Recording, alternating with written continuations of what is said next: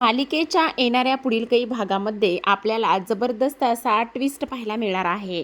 प्रॉपर्टीसाठी getup करून आलेली अनिका अन्नपूर्णाच्या मोठ्या नातीच्या जीवावर उठताच कामिनी आता गोत्यात आलेली असते. आता अनिकाने खूपच मोठा गुलीगत धोका आपल्याच आजीला म्हणजेच कामिनीला दिलेला असतो. कामिनीसारखाच पूर्ण गेटअप केलेला असतो. कामिनीसारखी साडी, हेअरस्टाईल, दागिने सगळं काही तिच्यासारखं केलेलं असतं. आणि जेव्हा कमळी शांतपणे झोपलेली असते तिच्याच खोलीमध्ये, तेव्हा मात्र आता इकडे अनिका येते आणि अनिका आता इकडे कमळीच्या जीवावर उठते. तिचा जीव घेण्याचा प्रयत्न करते, गळा दाबण्याचा प्रयत्न करत असते. आणि तेव्हा मात्र जेव्हा कमळीला थोडीशी जाग येते तेव्हा तिला ओझरती ही कामिनी म्हणूनच अनिका दिसते. आणि त्यावर जे काही होतं ते पाहणं फारच इंटरेस्टिंग असतं. तर आता प्रेक्षकांनो, आत्तापर्यंत आपण मालिकेमध्ये पाहतोय की कशा पद्धतीने आता इकडे जी काही कमळी आहे त्या कमळीची अनिकामुळे सुटका झालेली असते. आणि सुटका झाल्यानंतर पोलिसांकडून असं समजलं जातं की हे बघा, ही जी काही सुटका आहे, ही जी काही बेल आहे ना, ती फक्त आणि फक्त इथे अनिका महाजनमुळेच झालेली आहे. अनिका महाजनमुळे ह्या सर्व गोष्टी झालेल्या आहेत आणि त्याचमुळे तुम्ही आता सुखरूप बाहेर पडलेला आहात. तेव्हा इथे आता कमळी म्हणत असते, कमळी पण या सर, खरं मालिकेच्या खरं मला एक गोष्ट सांगा, अनिकाने असं काय केलंय? हे बघा, अनिकाने एक गोष्ट केलेली आहे. कामिनी मॅडमचं जे काही स्टेटमेंट आहे ते कामिनी मॅडमचं स्टेटमेंट आता त्यांनी परत घ्यायला लावलं आहे. आणि कामिनी मॅडमचं स्टेटमेंट परत घेतल्यानंतर ह्या ज्या काही सगळ्या गोष्टी आहेत त्या सगळ्या गोष्टी ह्या पद्धतीने झालेल्या आहेत असं सुद्धा आता इकडे जे काही इन्स्पेक्टर साहेब आहेत ते सांगत असतात. आणि जेव्हा इन्स्पेक्टर साहेब हे सांगतात तेव्हा मात्र ऋषीला फारच मोठा शॉक लागतो. कारण अनिका असं काहीतरी करेल ही गोष्ट मात्र कोणालाही मान्य नसते. त्याच वेळेला आपण इकडे पाहतो की आता जेव्हा कमळी घरी येते तेव्हा अन्नपूर्णा तिचं औक्षण करतात, तिला घरामध्ये घेतात. तेव्हा कमळी आता राजनला घट्ट मिठी मारत असते. राजन म्हणत असतात, बरं झालं माझी लेक परत आली. त्याच वेळेला आता इकडे ते अन्नपूर्णाला सुद्धा घट्ट मिठी मारते. इकडे आता जी गौरी आहे ती गौरी त्याच गुरुजींकडे पुन्हा जाते आणि म्हणत असते, गुरुजी, त्या दिवशी मला तुम्ही काही गोष्टी सांगितल्या होत्या. तुम्ही सांगितलं होतं की इकडे माझ्या कमळीच्या जीवाला धोका आहे, संकट आहे. गुरुजी, मला खरं खरं सांगा, आता ते धोका आणि ते संकट टळलं आहे का? त्यावर गुरुजी म्हणत असतात, नाही, तुमचा फार मोठा चुकीचा गैरसमज होतोय. तुमच्या मुलीचं संकट टळलेलं नाही, तर तिला तिच्या जीवाला अजूनच धोका इथे निर्माण झालाय. आता इकडे अनिका म्हणत असते, वेलकम कमळी, वेलकम. तुझं ह्या घरामध्ये स्वागत आहे. आता तू बघ मी तुझ्यासोबत काय करते आणि कशा पद्धतीने तुझा गेम करते. कारण आता फक्त आणि फक्त येणाऱ्या 1 महिन्यामध्ये मी नाही तुला या घराच्या बाहेर काढलं, नाही तुझी हक्कलपट्टी केली आणि नाही तुला संपवलं, तर नावाची अनिका महाजन हे नाव मी लावणार नाही, असं सुद्धा आता इकडे अनिका मनामध्येच म्हणत असते आणि स्वतःला चॅलेंज करून घेते. आता इकडे दुसऱ्या बाजूला कामिनी सुद्धा हॉस्पिटलमधून घरी आलेली असते. कामिनी हॉस्पिटलमधून घरी आल्यानंतर आता इकडे ती व्यवस्थित बरी असते. पण अनिका मात्र आता काहीतरी करण्याच्या निर्णयामध्ये असते.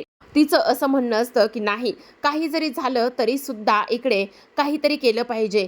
ह्या ग्रॅनी आजीचा वापर आपण केलाच पाहिजे. कमळीच्या मनामध्ये आणखी जागा, विश्वास ह्या सगळ्या गोष्टी निर्माण केल्या पाहिजेत. पण काय करायला पाहिजे? आता मला असं काहीतरी करावं लागेल. मी करेल, पण सगळा आरोप मात्र माझ्या ग्रॅनी आजीवर जाईल. असंच मला काहीसं करावं लागेल. त्यामुळे अनिका गुपचूपच आता कामिनीच्या खोलीमध्ये जाते. तिची साडी, तिचं ब्लाऊज, तिचे दागिने त्या सगळ्या गोष्टी आता स्वतःच्या खोलीमध्ये गुपचूपच घेऊन येते. आणि मध्यरात्र झालेली असते. जेव्हा ती सगळ्या वस्तू स्वतःच्या खोलीमध्ये घेऊन येते तेव्हा मात्र कामिनीसारखीच साडी नेसते, केस बांधते, गळ्यामध्ये दागिने घालते. सगळं काही गेटअप ती पूर्णतः कामिनीसारखाच करत असते. आणि पूर्ण गेटअप कामिनीसारखा केल्यानंतर आता ती गुपचूपच कमळीच्या खोलीमध्ये जाते. कमळी मात्र निवांत झोपलेली असते. कारण कमळीला आता कसलीही भीती नसते. तिला असं वाटत असतं की आता अनिका जी आहे ती पूर्ण बदलली आहे. अनिकावर आपण पूर्ण विश्वास ठेवू शकतो. आता जेव्हा अनिका इथे कमळीच्या उशाशी जाते, उशी घेते आणि उशीने तिचा गळा दाबून तिला मारण्याचा प्रयत्न करत असते. त्याच वेळेला आता कमळीला जाग येते. कमळी मात्र ओझरता पाहते तेव्हा तिला आता कामिनी दिसते.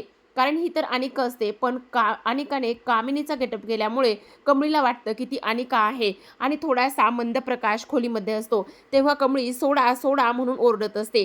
त्याच वेळेला आता अनिका तिथून पळ काढते. अनिका पळ काढल्यानंतर पटकन खोलीमध्ये जाते आणि चेंज करून आलेली असते. आता अनिका चेंज करून येते. कमळी इथे ओरडत असते.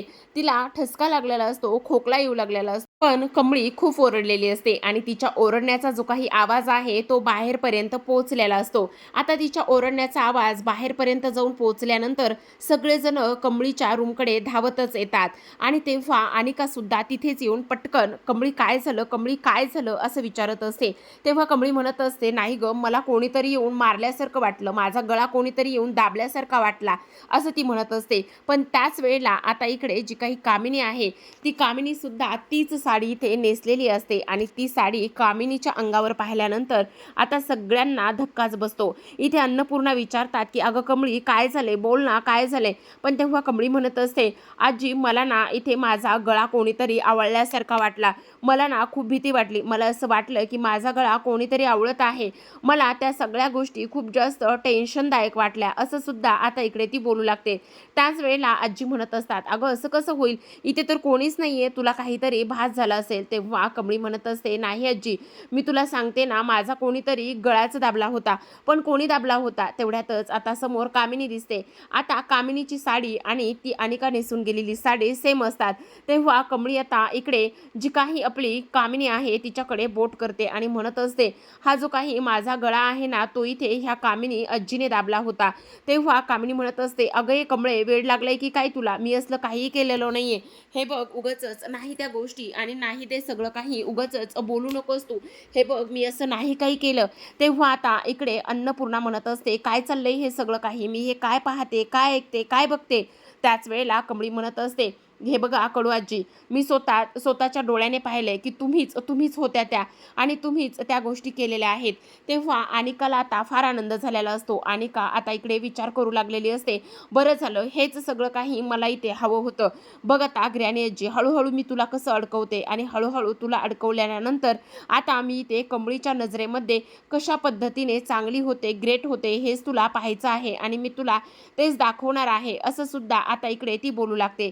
आता ह्या सगळ्या काही गोष्टी इथे बोलल्यानंतर कामिनीला मात्र खूपच मोठा धक्का बसतो की ही मुलगी नेमकी माझ्या बाबतीत असं का बरं बोलत असेल आणि असं काय केलेलं असेल. इकडे आता ह्यांना सगळ्यांना धक्का बसलेला असतो. पण अनिकाने ज्या गोष्टी केल्यात त्यामुळे आता ती मात्र इकडे हा सगळा काही डाव जो आहे तो आता इकडे ती डाव जिंकलेली असते. तर आता प्रेक्षकांनो इकडे मात्र जे काही अन्नपूर्णा आहेत त्या म्हणत असतात, हे बघ कामिनी, तुझं काय चाललंय हे मला कळत नाही, तू अशी का वागतेस ते सुद्धा मला कळत नाही. अगं एवढं काय तुझं कमळीनं वाईट केलेलं आहे, का तू तिच्या जीवावर उठलेली आहेस, हे बघ असं करू नकोस, का ह्या सगळ्या काही गोष्टी तू अशा पद्धतीने करतेस, हे बघ असं करू नकोस. पण कामिनी म्हणत असते, अगं बहिणी माझ्यावर विश्वास ठेव, मी काहीच नाही केलेलं, तुला असं का वाटतंय, हे बघ मी असं काही नाही केलेलं, प्लीज माझ्यावर विश्वास ठेव. पण आता अन्नपूर्णा मात्र तिच्यावर अजिबात विश्वास ठेवत नाहीत आणि अजिबात विश्वास न ठेवल्यामुळे आता इकडे कमळी म्हणत असते, जर आता इथून पुन्हा जर माझ्या वाटेला गेलात तर गाठ माझ्याशी आहे असं सुद्धा आता इकडे ती बोलत असते. पण अनिकाने मात्र आता हा जो काही डाव आहे तो डाव पूर्ण आता जिंकलेला असतो. तर प्रेक्षकांनो पाहत राहा कमळी. भेटूयात उद्याच्या भागात. तोपर्यंत धन्यवाद.